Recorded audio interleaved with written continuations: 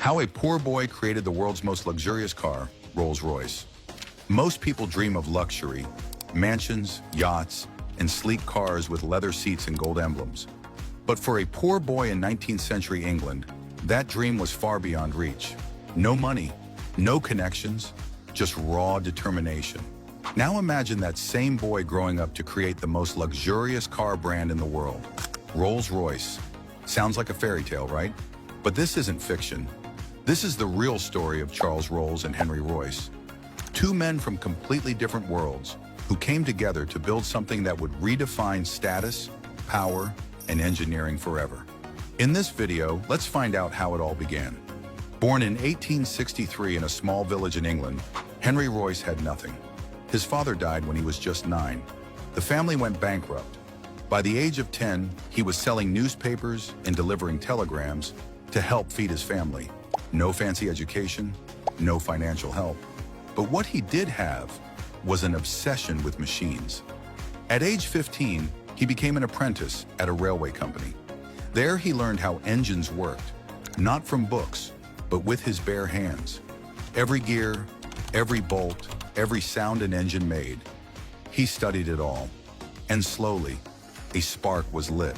In a tiny workshop with just 20 pounds, he began building electrical motors, then cranes, and finally in 1904, his first car, quiet, smooth, reliable. It was unlike anything England had seen, but Henry knew how to build things, not sell them. While Henry worked with grease and gears, Charles Rolls lived a different life. Born into wealth, Rolls went to Eton, then Cambridge. He was obsessed with engines too, but from the driver's seat, he loved speed, adventure, and had already imported fancy French cars by his 20s. But he wasn't happy. He wanted British-made excellence, something England could be proud of. When he saw Royce's car, he knew this was it, the future.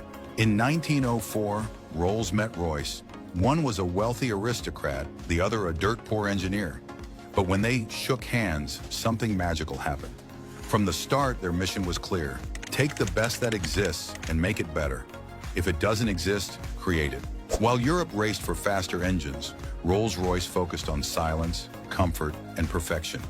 In 1907, they launched the Silver Ghost, called the best car in the world. It ran for 15,000 miles without breaking down.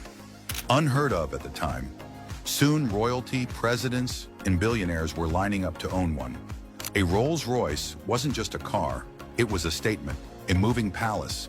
Even today, many of the old models still run, proof of the craftsmanship. But success came with pain. In 1910, Charles Rolls died in a plane crash, one of the first British aviation accidents. He was just 32. Henry Royce continued the mission, designing engines during World War I and II, including the Merlin engine, the one that powered Britain's legendary Spitfire aircraft.